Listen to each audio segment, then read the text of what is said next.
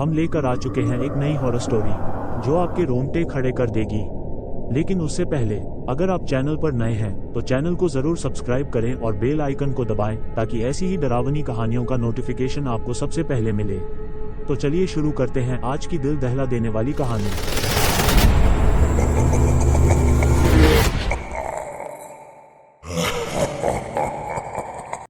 गोकुलधाम का शापित कमरा। गोकुलधाम सोसाइटी हमेशा से ही हंसी मजाक और अपनत्व के लिए मशहूर रही है, लेकिन एक रात सब कुछ बदल गया जब सोसाइटी के पुरानी स्टोर रूम से अजीब आवाजें आने लगी। पहला दिन रहस्यमयी दस्तक। रात के करीब 1:30 बजे की बात थी। टप्पू सेना मेंबर गोली अपने टेरेस पर सो रहा था। अचानक उसे ऐसा लगा जैसे नीचे सोसाइटी के पुराने स्टोर रूम से किसी ने जोर की दरवाजा पीटा हो। ठक ठक ठक। गोली ने आंखें मसल कर देखा पर चारों तरफ सन्नाटा था। उसने फिर नजर डाली। स्टोर रूम की खिड़की हल्की सी हिल रही थी, जैसे किसी ने अभी अभी बंद की हो। सुबह होते ही उसने ये बात टप्पू, सोनू, पिंकू और गोगी को बताई। टप्पू, यार तुमने सपना देखा होगा।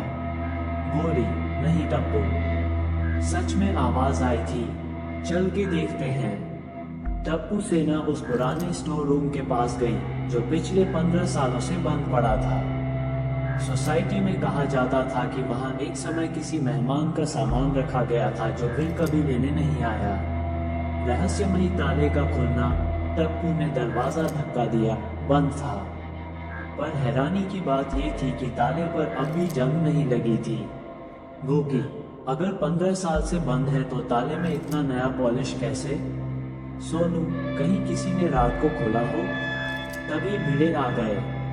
भिड़े, बच्चों, यहाँ क्या कर रहे हो? ये स्टोर रूम बंद ही रहने दो, इसमें पुराने जमाने का सामान है। टप्पू, लेकिन पापा, रात को यहाँ से आवाज आई थी। भिड़े थोड़े गंभीर हो गए।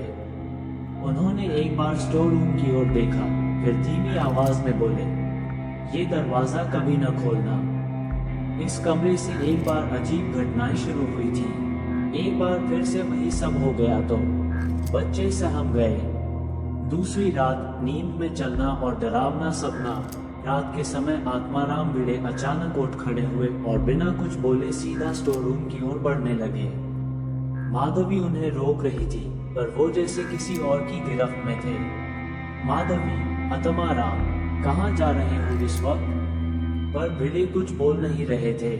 जैसे ही वो स्टोर रूम के पास पहुंचे, अचानक जोर की हवा चली और दरवाजा अपने आप धड़ाम से खुल गया। भीतर अंधेरा और दीवार पर काले धब्बे।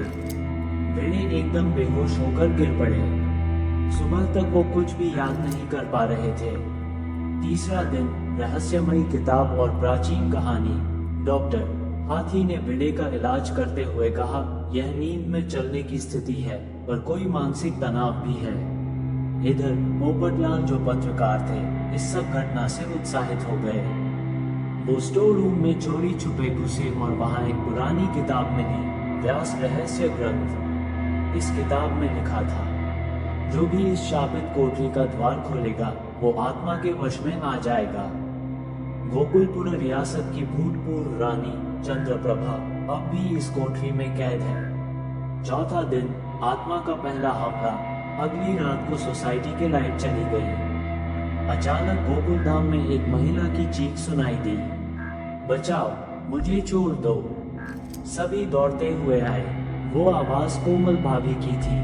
उन्होंने बताया कि बाथरूम के शीशे में किसी औरत का चेहरा देखा जो उन्हें घूर रही थी। उसकी आंखें लाल थी और वो मेरे नाम से पुकार रही थी। अब सोसाइटी में डर फैल गया। 5वां दिन आत्मा की गिरफ्त। तारक मेहता, जो इन सब बातों में यकीन नहीं करते थे, उन्होंने एक रात स्टोर रूम में अकेले जाकर पता लगाने की सोची। लेकिन जैसे ही उन्होंने अंदर कदम रखा, उन्होंने देखा कमरे के बीचों बीच एक काले घूंघट वाली औरत खड़ी थी। तुम सबको मेरे साथ जाना होगा, अब समय पूरा हुआ। तारक चीखकर बेहोश हो गए। उन्हें अस्पताल ले जाया गया। 6वां दिन आत्मा का उद्देश्य। तारक होश में आने के बाद एक अजीब बात बताते हैं। उस आत्मा ने कहा, मैं गोकुल धाम से तब तक नहीं जाऊंगी जब तक मेरा राज पूरा ना हो जाए। बाबूजी, ये रानी चंद्रप्रभा की आत्मा है। मैंने इसके बारे में अपने दादाजी से सुना था। वो यहाँ से 100 साल पहले आई थी। एक राज खुलने से पहले उसकी हत्या कर दी गई थी और उसका आत्मा यहीं बंध गया। 7वां दिन बबलू की रहस्यमयी प्रविष्टि। इसी बीच सोसाइटी में एक नया किराएदार आता है, बबलू, जो खुद को इतिहास का शोधकर्ता बताता है। लेकिन उसका चेहरा बहुत रहस्यमयी था और वो स्टोर रूम के चारों ओर रोज मंडराता रहता। एक दिन पोपटलाल ने उसे स्टोर रूम में किसी अनजान भाषा में मंत्र पढ़ते देखा। पोपटलाल, तुम कौन हो? बबलू मुस्कुराया, जो काम तुम सब डर के मारे नहीं कर सकते, मैं वो खत्म करने आया हूँ। अंत। लेकिन क्या ये अंत है? बबलू एक रात स्टोर रूम में घुसता है और चिल्लाता है, चंद्रप्रभा, तेरी मुक्ति का समय आ गया है। पूरा सोसाइटी हिलने लगता है, बिजली चमकने लगती है, सब लोग इकट्ठा हो जाते हैं, दरवाजा अपने आप बंद हो जाता है, अंदर से भयंकर चीख सुनाई देती है, फिर सन्नाटा, बबलू गायब। दरवाजा अब फिर से जंग लगा है, जैसे पिछले 100 साल से नहीं खुला हो, और दरवाजे के पीछे अब लिखा है, शाप अभी टूटा नहीं है। अगले भाग में क्या होगा? क्या बबलू मर गया या आत्मा का हिस्सा बन गया? चंद्रप्रभा का राज क्या था और अब किस पर आत्मा का साया होगा? गोकुलधाम का शापित कमरा, भाग 2। प्रारंभ। पिछली रात की चीख। गोकुलधाम की वो रात अब किसी को चैन से सोने नहीं दे रही थी। बबलू स्टोर रूम में घुसा था और फिर अचानक गायब हो गया। आत्मा की चीख और फिर सन्नाटा। सब लोग डरे हुए थे। जेठालाल, बापूजी, ये सब हमारे सिर क्यों पड़ गया है? अब कौन जानेगा कि बबलू जिंदा है या नहीं? बापूजी गंभीर स्वर में, ये आत्मा अब चैन से नहीं बैठने वाली। अब जो कुछ होगा वो बहुत भयानक होगा। दिन 1, बबलू की वापसी या कुछ और। अगले दिन सुबह सोसाइटी गेट पर एक आदमी बेहोश मिला। उसके कपड़े फटे हुए थे, शरीर पर जख्म थे और चेहरा जलने से झुलसा हुआ। वो कोई और नहीं, बबलू था। डॉक्टर, हाथी, इनका शरीर अंदर से भी जल रहा है, जैसे किसी ऊर्जा ने इन्हें झकझोर दिया हो। बबलू आंख खोलते हुए, मैं आत्मा को आजाद नहीं कर पाया। चंद्रप्रभा अब पहले से ज्यादा शक्तिशाली हो गई है। अब वो किसी और शरीर की तलाश में है। पोपटलाल, किसके शरीर की? बबलू धीरे से, टप्पू सेना। दिन 2, आत्मा की नई चाल। टप्पू सेना अब आत्मा के निशाने पर थी। रात को गोली को सपना आता है, वो एक पुराने महल में बंद है और एक लाल साड़ी वाली औरत उसे बुला रही है। आजा, तू ही है मेरा उत्तराधिकारी। गोली चिल्लाकर उठ जाता है। उसी रात सोनू की आंखों से खून बहने लगता है, लेकिन डॉक्टर, हाथी को कोई बीमारी नहीं दिखती। दिन 3, चंद्रप्रभा की कहानी उजागर। बबलू ने सबको इकट्ठा किया और बताया, 100 साल पहले चंद्रप्रभा गोकुलपुर की रानी थी। उसने काले जादू के जरिए सत्ता पाई थी, लेकिन एक तांत्रिक ने उसके मंत्रों को बांध दिया और उसे इस स्टोर रूम में कैद कर दिया। अब वो शक्ति वापस चाहती है। उसकी आत्मा को मुक्त करने का एक ही तरीका है, उसके अंतिम अधूरे यज्ञ को पूरा करना। लेकिन अगर वो यज्ञ पूरा हो गया तो वो पुनर्जीवित हो जाएगी। दिन 4, गोकुलधाम में आत्मा का प्रवेश। शाम होते ही गोकुलधाम की लाइट चली जाती है। अंधेरे में हर खिड़की के बाहर लाल साड़ी में एक स्त्री दिखती है।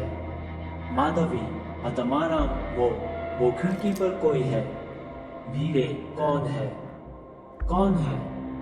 औरत गायब। टप्पू सेना को लगता है आत्मा उनके पीछे है। टप्पू, हमें कुछ करना होगा, छुपते रहेंगे तो सब बर्बाद हो जाएगा। दिन 5, आत्मा बनाम टप्पू सेना। टप्पू सेना और बबलू मिलकर एक प्लान बनाते हैं आत्मा को एक बार फिर उसी मंत्र से बांधने का। बबलू ने अपने पुरखों की किताब से एक मंत्र निकाला, अग्नि पिंडम शुद्धाय आत्मा बंधनाय स्वाहा। रात 12 बजे टप्पू सेना स्टोर रूम में जाती है। सोनू के हाथ में मंत्र वाली किताब, गोली के पास राग और टप्पू के पास लाल धागा। जैसे ही वो मंत्र बोलते हैं आत्मा प्रकट हो जाती है, बाल खुले, आंखें लाल, हवा तेज। आत्मा, तुमने मुझे कैद किया था, अब मैं इस शरीर में जन्म लूंगी। वो सोनू की ओर बढ़ती है। अंतिम यज्ञ, अंतिम बलिदान। आत्मा ने सोनू को जकड़ लिया। उसके शरीर में कंपन होने लगा। गोली, नहीं, कुछ करो टप्पू। टप्पू गंभीरता से मंत्र पढ़ते हुए, ओम अस्तो मा सद्गमय। आत्मा जोर से चिल्लाती है जैसे कोई अंदर से जल रहा हो। बबलू, अब आखिरी कदम, राग डालो। गोली आत्मा पर राग फेंकता है। धड़ाम, पूरा स्टोर रूम हिल जाता है, दीवारें फटने लगती हैं। आत्मा एक दर्दनाक चीख के साथ हवा में बिखर जाती है। सभी बेहोश। अगली सुबह क्या वाकई अंत हुआ? सभी को अस्पताल में होश आता है। सब कुछ शांत लगता है। जेठालाल हंसते हुए, अब तो भूत भाग गया, अब शादी की तैयारी करो पोपटलाल। सब हंसते हैं। लेकिन तभी टीवी पर एक पुराने महल का न्यूज क्लिप चलता है जहां एक रिपोर्टर बता रहा है, गोकुलपुरा के पुराने किले में एक महिला की परछाई देखी गई है।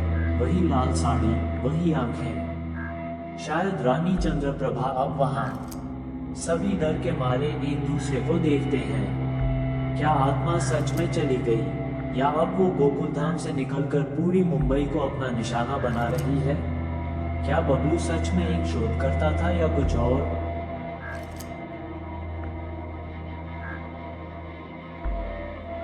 The end। अगर आपको ये कहानी डरावनी लगी, मजेदार लगी या जरा सी भी दिलचस्प लगी हो तो लाइक करना ना भूलें। कमेंट में बताएं कि आपको सबसे ज्यादा डर कहाँ लगा। अगर अभी तक सब्सक्राइब नहीं किया तो टेरर 2.0 चैनल को अभी सब्सक्राइब करें, क्योंकि अगली बार हम फिर से लेकर आएंगे नेक्स्ट पार्ट। फिर मिलते हैं कहानी के अगले भाग में।